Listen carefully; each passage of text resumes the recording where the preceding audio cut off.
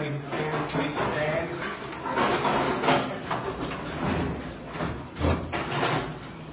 Those best color guards will now post the colors.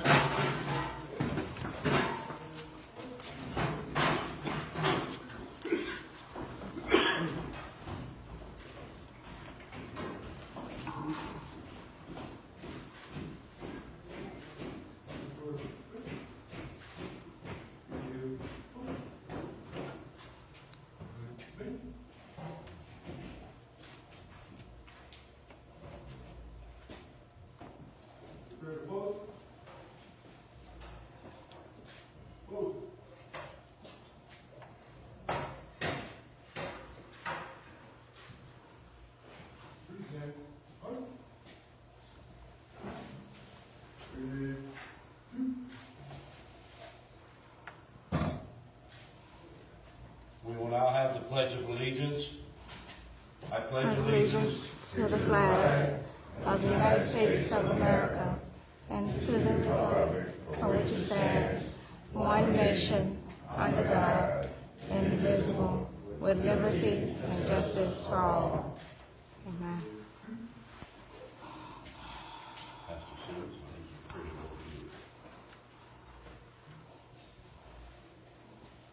Okay, Roy, you want to read the scripture? We're going to start with the scripture reading and then a prayer.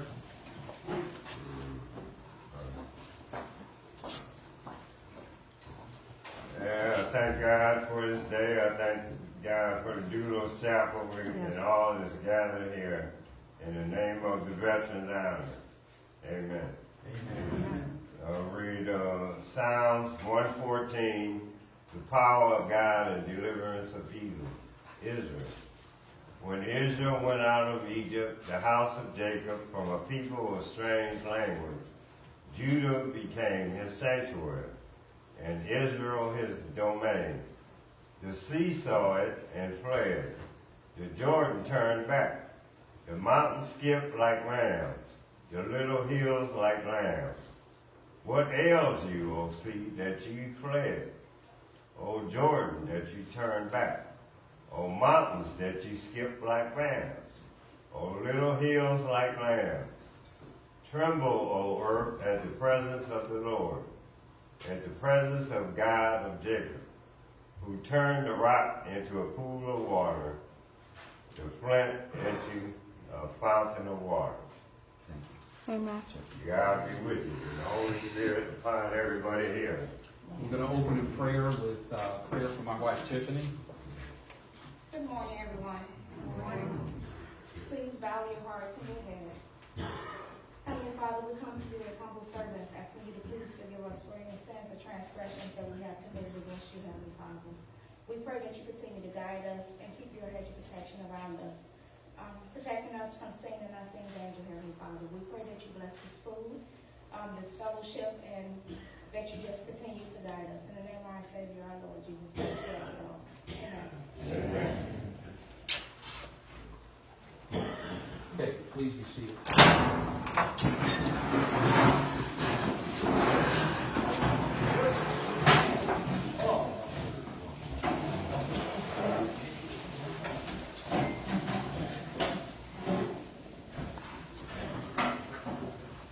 When God laid it on my heart to have this dinner, the dinner part was easy. Trying to, coordinate the food and everything was the easy part. But what to say about veterans to me was the hardest. A couple weeks ago, I was on YouTube and I happened to come across a film of Marine Lieutenant General Charles Krulak speaking at a leaders forum at the U.S. Naval Academy, 7 January 1997. And if you don't know General Krulak, his father was Victor Krulak. He's called a group in the Marine Corps. He's where Chu Lai was named from. That was his Chinese name, and that's how Chu Lai got named. He was speaking to midshipmen and cadets from various service academies and commissioned officers from all of the 5 uniformed services, or the 5 armed services. And what he was talking about was the importance of integrity loyalty, and loyal dissent. And he talked about two events that impacted on fundamental leadership. And these were traits that he expected all of the officers that were there today to have. And he said to understand the impact, you have to understand how these things came in his life. He told a story.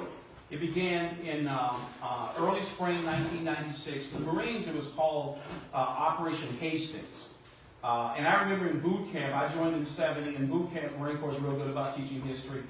Of course, I got slapped on the head a couple times, falling asleep in doing a history class, but I do remember Operation Hastings. And so when he said it, I kind of zeroed in. And what he did was he talked about the 324th NVA Division, 324 Bravo to be exact. It was a crack division that had moved down from the Chinese border down to the DMZ. And this was the same division that had spearheaded the assault against the French at Dien Bien Phu. These guys were good. And that was the point he was making. He said that the Army Marines had sent 11 battalions as part of Operation Hastings. And at 6:30 that morning, June 3, 1996, he was the first lieutenant and company commander of Golf Company, 2nd Battalion, 1st Marines. He said that they had just landed by chopper. And he said the LZ they landed at was about 2,000 meters. And he said it was just south of the DMZ. He said immediately after the helicopters left, they were taken under indirect mortar fire and direct fire from a machine gun. And he said that as he was trying to figure out how he wanted to attack the machine gun fire, because he looked out and he saw two Marines on his left flank get hit by machine gun fire. So what he did was he had his radio operator with him. So he got on the radio to his first platoon commander, who happened to be 2nd Lieutenant Oliver North, which was a blast from the past. And he said he instructed Oliver North to position himself in a dry riverbed on his right flank. And when he gave them the order that what he was going to do is to attack the machine gun, he said at this point, as he was on a radio with Lieutenant North, his radio operator grabbed his arm and yelled at him, "Look at Lance Corporal Grable." And he said this dark green Marine, there's only light green Marines and dark green Marines, okay? To the world, it would be a black Marine, but we don't do that. In fact, one of the Air Force generals said that Marines treat everybody the same, like they're black. So that'll put this thing in proper perspective. You guys are supposed to laugh at that. But he said his radio operator grabbed his arm and pointed and said, "Look at Lance Corporal Grable." Lance Corporal Grable had gotten up, placed his weapon in his hip, and General Krulak said, "Man, it looked like John Wayne." He said, this guy gets up, and he's running back and forth, zigzagging 10 or 15 feet. For every 10 or 15 feet he's going back and forth, he's progressing 2 feet. And he said he's firing on the machine gun. He said, I'm just watching this. And he said, but as he's moving back and forth, the machine gun is tracking him, and you can see the puffs as the bullet hits the ground. And he said, finally, it caught him in his chest, and he said it knocked him to the ground like he was a rag doll. So he said he gets ready to pop a Green Star shell for Lieutenant North to proceed with his attack on the right flank down the Dry River Brink, when his radio operator grabs his arm again. And this time he didn't say anything. He said he looked up, and Lieutenant Lance Corporal Grable had gotten up. And instead of now doing John Wayne, he is walking down the machine gun fire. Walking it down without being told. There was no command given. A Lance Corporal's an E3. No one told him to get up and do it. He got up and did it. So he's walking it down. No John Wayne stuff. And he said, we watched him walk it down. And he gets to the machine gun. And he said, we all get on line and we attack. He said, by the time we got there were 19 NVA soldiers dead around the machine gun. And on that machine gun was Lance Corporal Grable draped on it. And he said he had 5 entry wounds in his chest. But there were no exit wounds, because if you know a 50 caliber machine gun, And First Sergeant, I think they use a 51. So it's about the same. The NVA used a 51 caliber machine gun. In Vietnam, I think you knew that. They didn't use our weapon. They had a little larger machine gun. Was that 51 caliber? Yeah, I think it is. I'm pretty sure. But anyway, if you've seen a 50 caliber machine gun, you know the size round it has. He took 5 rounds to the chest. And he said when we got to him, he didn't have a back. He had 5 entry wounds, but the machine gun blew his back out. So here's the point. Here's the point. He said to these people standing there, and you got to understand, Lieutenant General Krulak's only 5'4". He's like his dad. He's short, but it didn't mean anything with his size. He said that if you're sitting in the audience in this leaders class, and you're probably saying, so what? That happened in 1966, and this is 1993. Great story, but what does that mean to us? And he said,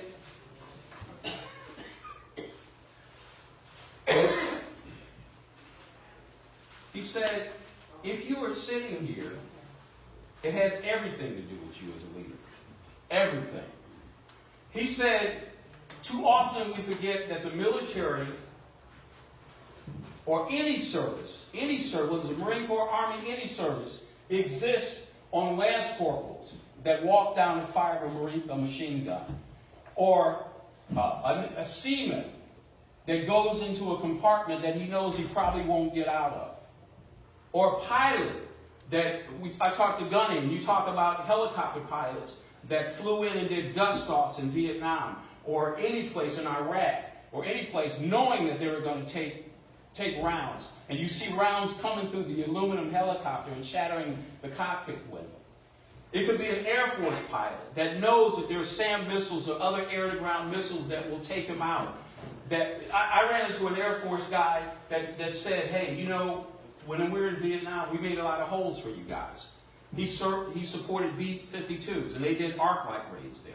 What I'm trying to say is the point that the general made was if they were here to fly F-18 or to lead a platoon of M1, A1 tanks, or to sail a nuclear submarine, if that was their reason they were sitting in the audience today, to get up and leave. He said, it's about people. It's about the lance corporal. It's about the seaman that does what he has to do without being told. He said the focus is on people, and as a leader, if you cannot focus on people, get out. He said that if you're not prepared to care about people, then you can't lead them into the valley of the shadow of death. Today, this is what this is about. This is what this is about. We served, and a lot of us complained about serving. I mean, you know, if you ever had C-rats, I always got the ham and we called it ham and mothers. I can't use the word, but it was always bad, and I always got it, and I always complained. Okay, but service is more than that. You know, it really is. When you think about it, those of us who serve, whether it's an Air Force, Navy, Coast Guard, Marine, or Army uniform you put on, you signed a ticket one way to be put in harm's way at any moment. At any moment. And you weren't about to tell your lieutenant, your gunnery sergeant, your first sergeant, your chief, your captain, I'm not doing it. You did it. You did it. As inconvenient as it was, you did it. And see, that's what today is about. Today is about you guys that just did it.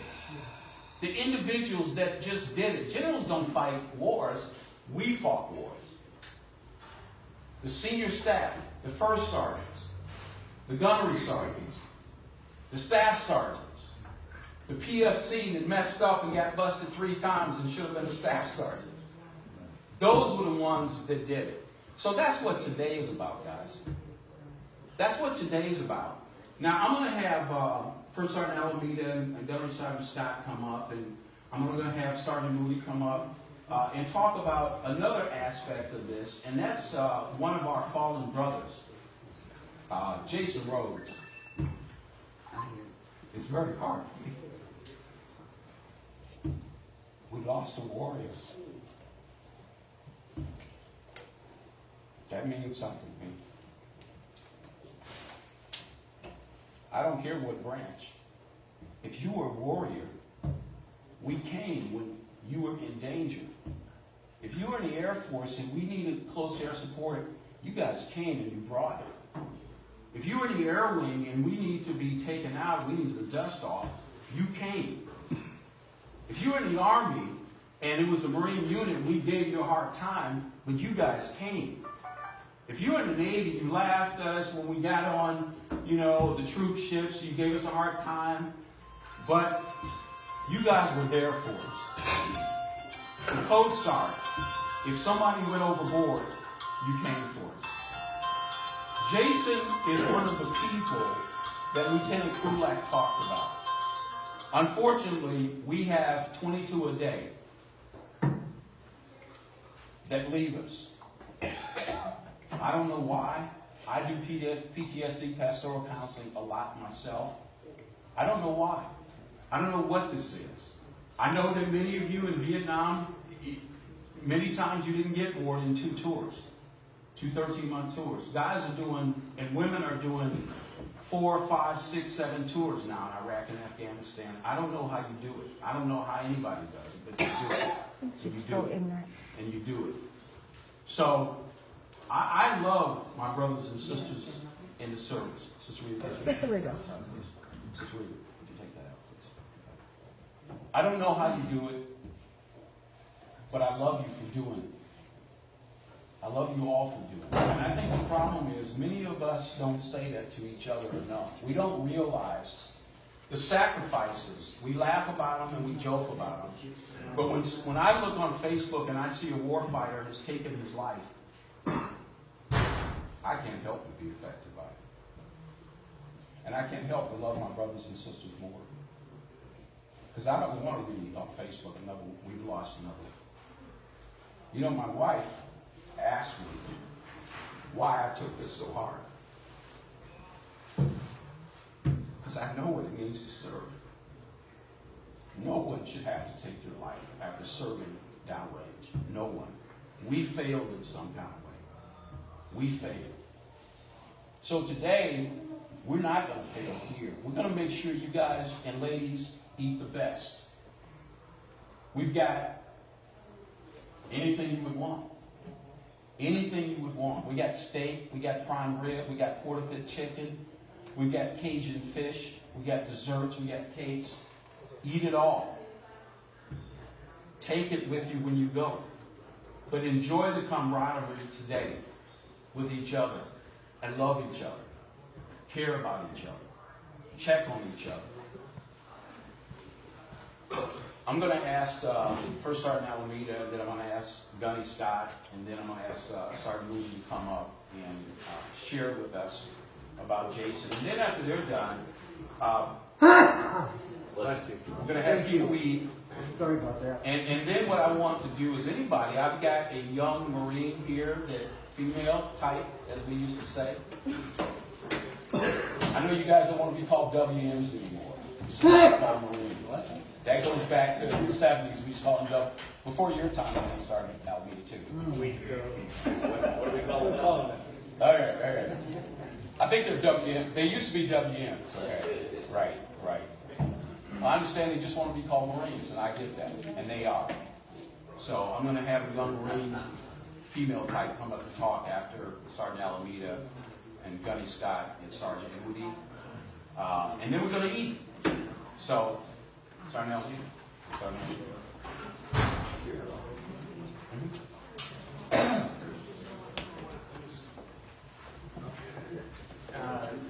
Jason Rhodes was a young corporal and decided to join the Marine Corps League. Our commandant at the time wanted to change over, so he talked Jason Rhodes into becoming the commandant. Nobody wanted the job before. It was long hours, a lot of stuff going on. So Jason took it on, but he had a vision. He wanted to take care of fellow servicemen and women. He wanted to do more in the community. He wanted to reach out.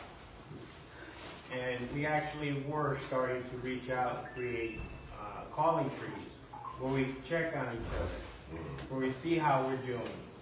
You know, if we needed help. Unfortunately, something triggered him, and you know, his suffering's over. So we wanted to carry on that tradition. If you need help, if you have questions, you have doubts, you fight those demons, you're more than welcome to come down to Marine Corps League, chew the fat with us. You know, share soda, water, whatever, and just get it off your chest, get it off your mind. So if anybody needs to talk, at Marine Corps League, we're there for you. And that's what it's all about, being there for each other. Thank you. Gutty?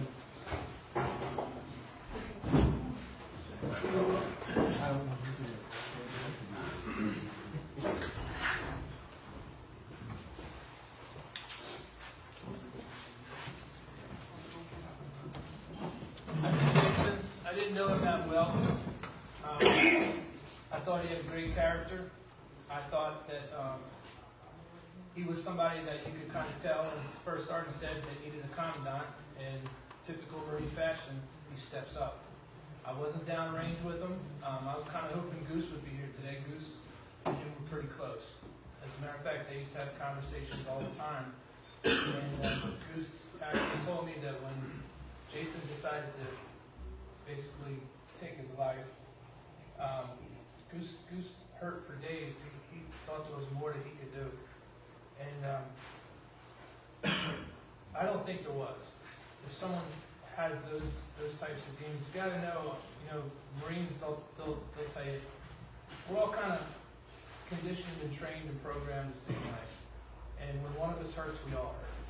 When one of us dies, we all die a little bit inside. Sometimes you may talk to a veteran who is having these feelings. The best thing you could do is, me and Mary was talking earlier, is be a good listener. Hear what they have to say. Don't bombard them with your opinions or what you think they're feeling, or because you don't know. Okay, a lot of times just listen, and it goes a long way. Some people will just get stuff off their chest that you had no idea that they were feeling. So, I mean, if you take anything away from something like this, and you're in that situation, just listen.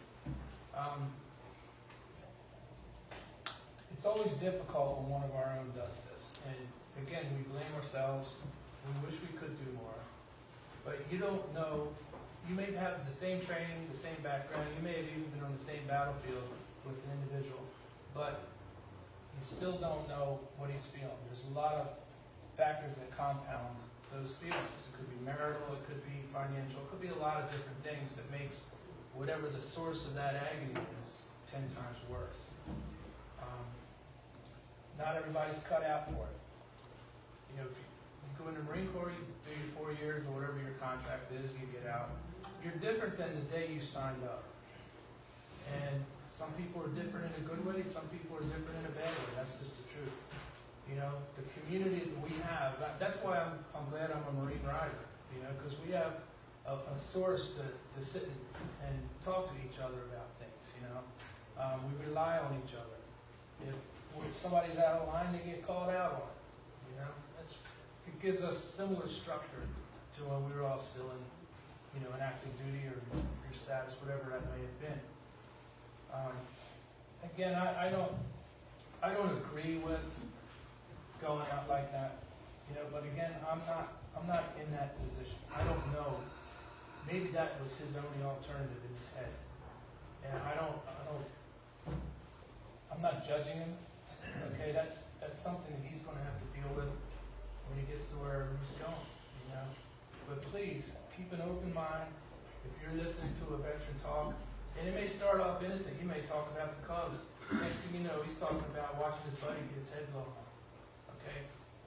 Listen, don't inject yourself into his conversation or try to imagine what he's feeling, because it's not going to work. If anything else, this is the first annual Jason Rhodes Veterans Dinner. Hope to see everybody back here next year. We'll keep this thing going. Thank you very much. Thank you, ma'am. Sorry, Moody.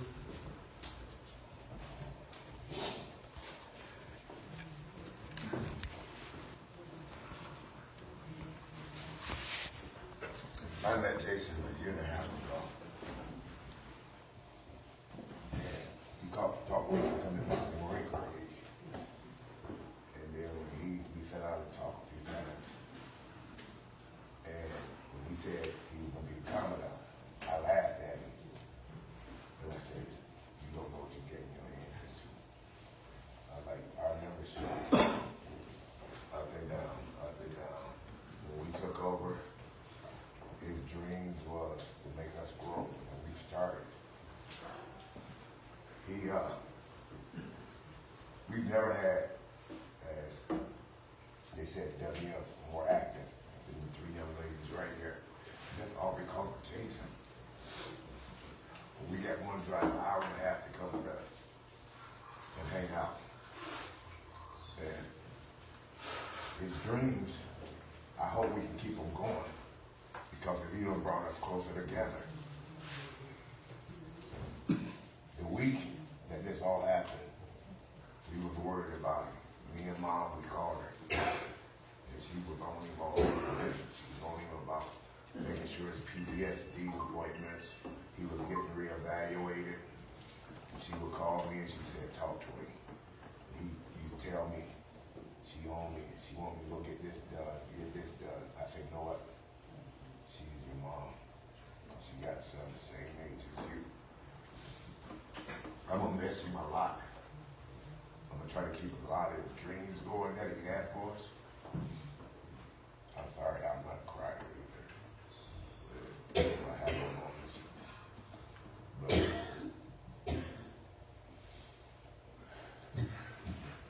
it's his dreams. And we were making them all come true. That's just like First Sergeant, he's going to be our new commandant. I'm going to give him the same vacuum as God gave Jason. And I think all the members are going to do the same thing. Because they know Jason had us going in a positive way. We talk to each other, and we know more about each other now than we ever did. And it's like, if being a veteran, if you have anything on your mind, even if some of you are not veterans, you got something on your mind, and somebody asks you what's on your mind, and you want to get it off your chest, talk to them. Because we tried. Every picture we done seen of him, he got a smile on his face. And we didn't even see the demons that were there. He even helped me. First Sergeant talked to another young man out of doing what he did. And it was like, I can't believe it. I'm going to never believe it. Thank you for listening to me. Okay, I'd like to bring up the female Marine. Is there more than one here? Three. Okay, well, we need all three up here. As they're coming up, I'm going to tell you real quick a story about female Marines. I'm standing in the mall here, and I got my Marine Corps jacket on. And I'm standing out in the hallway talking to a couple guys, and somebody comes up and pounds the back of my shoulder hard.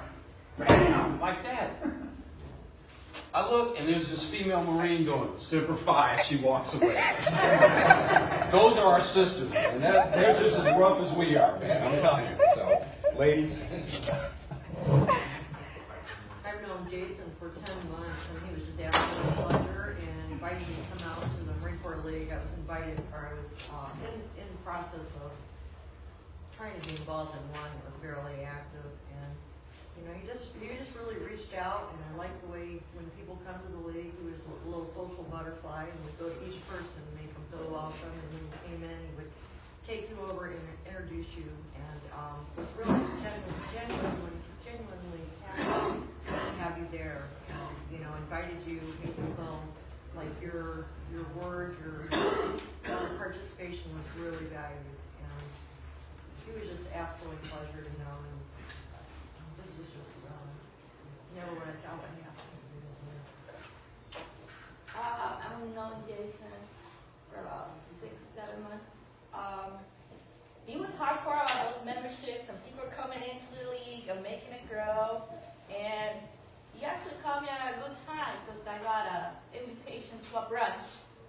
And he literally bombarded me as soon as I walked in. We need more WNs. We only have one on the books. You have to come and sign up. And that was my first impression of him. He was very much about the league and what he wanted to do and what his vision was. And that's what me and Moody had met before, and there's a story behind that. And he was like chuckling and laughing his ass off. That's how we met. So, and he was just a good fellowship. For the first time I met him, he made me feel welcome. And he never let me felt like I was on the outside. He was only 10 years older than my son. So, in a way, I kind of saw him as a young guy, but he's only 10 years younger than me. So there was a closeness there too. And he also made sure that I was okay, and he was checking on me too. And it's hard because I said his age is close to my son, and it's hard to see the young promise that it's not going to be there anymore, but we're going to keep things going forward. I'm going to miss him. Well, I met Jason through the Marine Corps League after I'd done the mud run for so long, and he got on Facebook and just started harassing me to come in and message me like so many times, like, we need more females around. Like, you've been doing this for so long. So when I did come in, he was overjoyed, and I kept going back because he's just such a positive person. Thank you. Thank you, ladies. Simplify. Okay, let's see. Why don't we start with one table at a time? The first table there. You guys start. And when they sit down, we'll start with the second table. Let's see. Okay.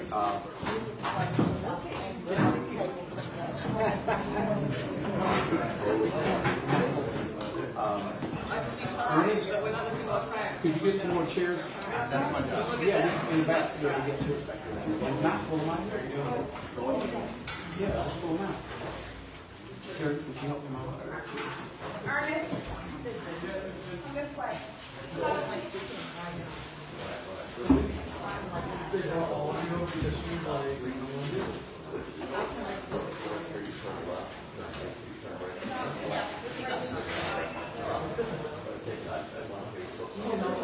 But I started at the end of the table. Yeah, start there.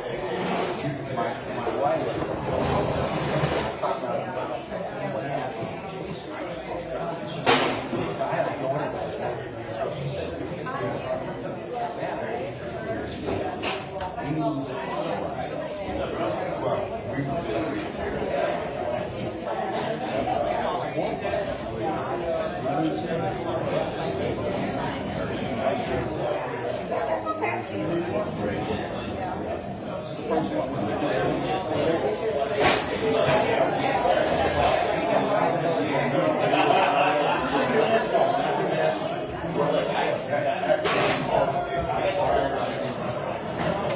brother, get some photos, man. All right. You want them cake, right? Yes. What is right? Lemon cake. Pretty nice.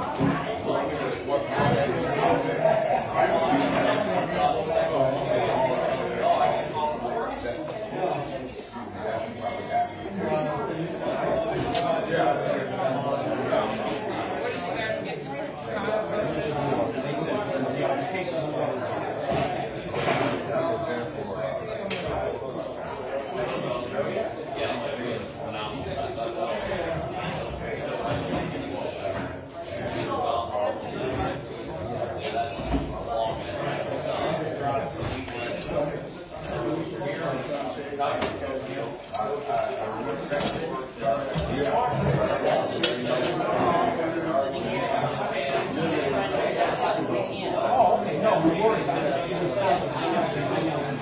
Trying to figure out how to get in. You got he's out here twice he couldn't get in. So I told him he had to come back because he left. I told him to come back. Yeah, he came back. He came back. Yeah, he said there's some other people out here too. They turned around and left too. So I told Tiffany maybe she could figure out how to put the arrow on later on. Yeah, I don't know anymore. So do we open the side door?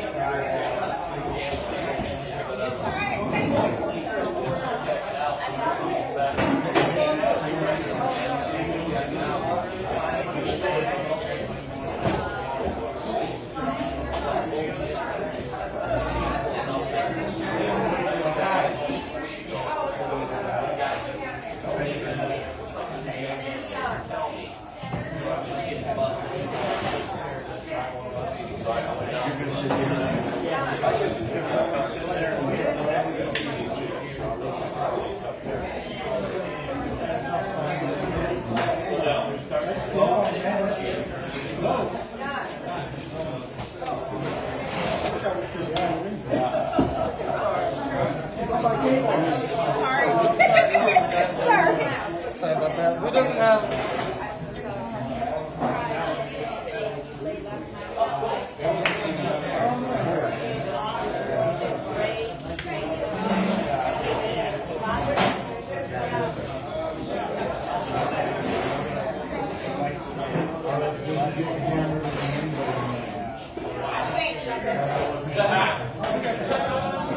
Yeah, put this over at some.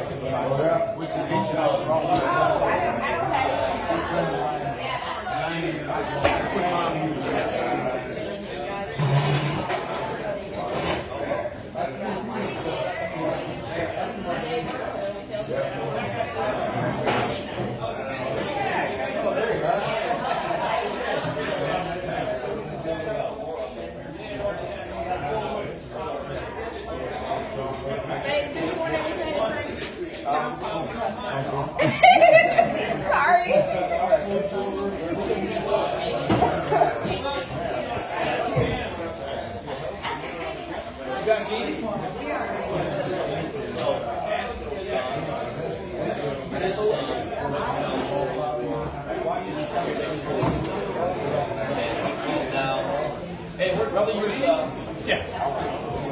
We're just on that now. Still is.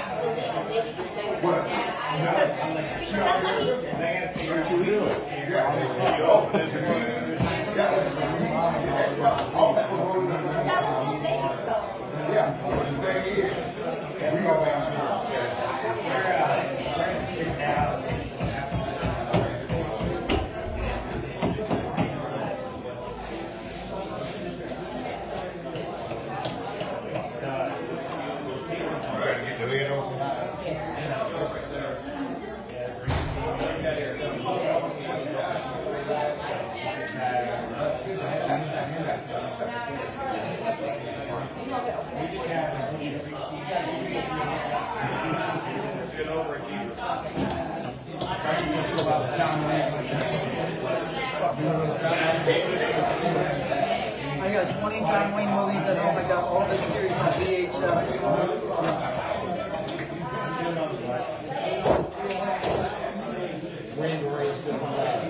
Grid's mine. Yes. That was his #1 Academy Award-winning movie. I can sit down and watch that over and over and over again.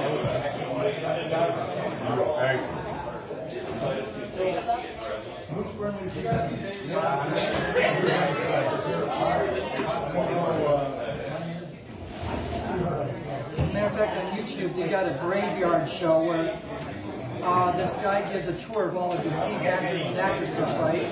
Shows where they're buried at in Hollywood and Los Angeles. And they showed John Wayne's monument. And I just... Yep. Him, Chuck Connors, no, let me back up. John Wayne, Roy Rogers, and then Chuck Connors are my 2-3 Western actors. Back in 1975. I see the short. Yep. And he's walking, just came out of the room. And he just started smiling. I watch him every day on TV on WHME Channel 46. He's on late at night. I watch Lassie, Roy Rogers. Oh, just bring back deja vu tears all over again.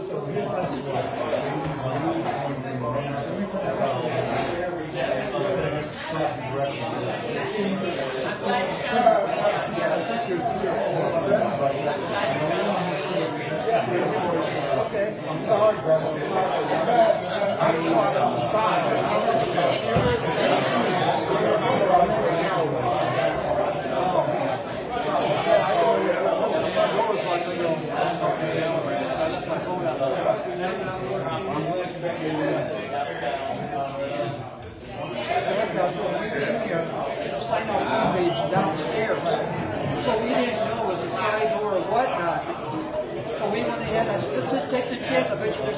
downstairs, right inside the church.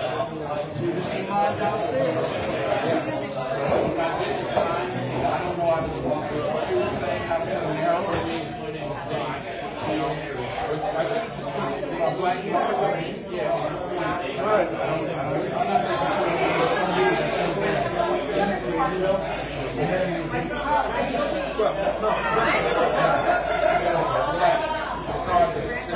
Relax.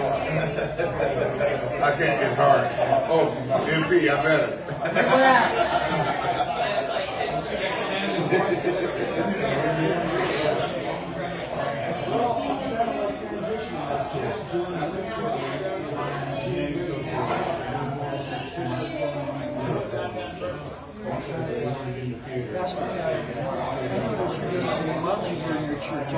I got 33 years of experience with red light investment.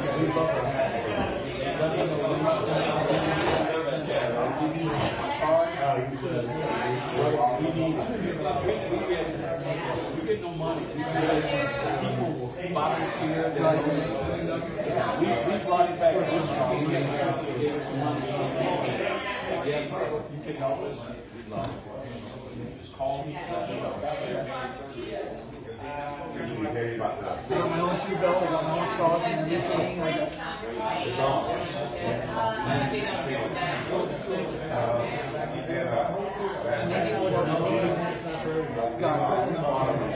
is that I get a word of mouth reference from you. Other painting jobs and contracts. Well, I'll do that to the next one. Right. And in that way, There's all proof and evidence. When my wife and I was married, I built a $450,000 home in Niles, Michigan. 5 bedrooms, 30 acres of land, 3-car garage.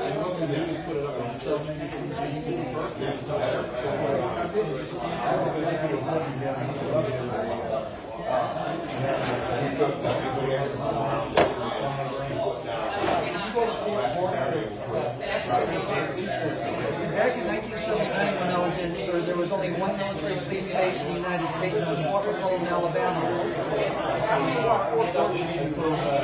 All the Marines, Air Force, Navy, Coast Guard, all the SPs, military police investigators, property guards, they all went to Waterville. I had a multi-military basic training outfit, okay, all branches.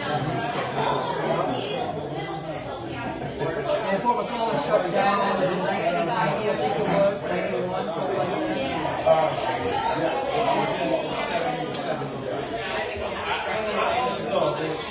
So you was in the last tail end of Vietnam War then?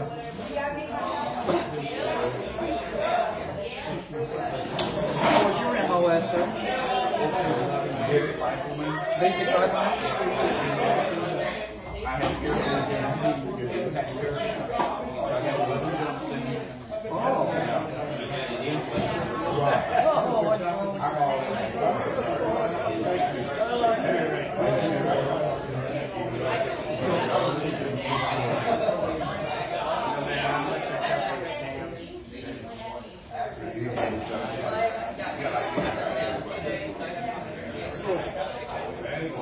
You have money to buy supplies and materials and all that stuff.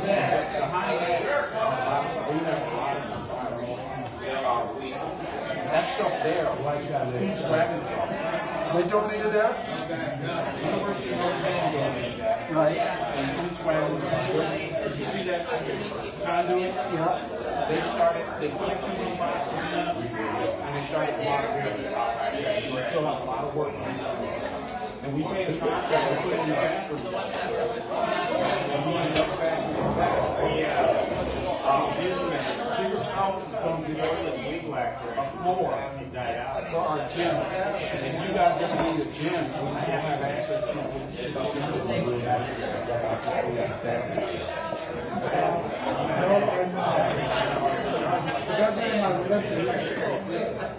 Wanted to operate, I haven't got the price for it, but I did it kind of prematurely because I think I'm going to take this on and you all. It's debating between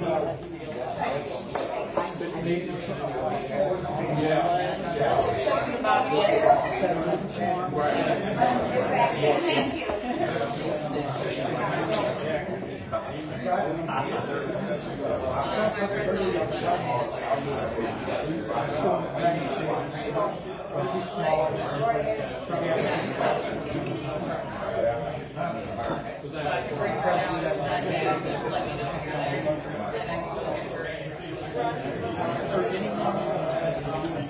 other volunteers within the church help with the work too? Don't do that. You know better. Don't do that. That's no.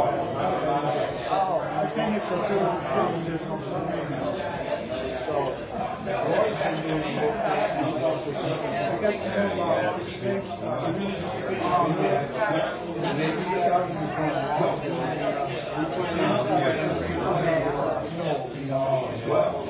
we were done, our pages. We have people came out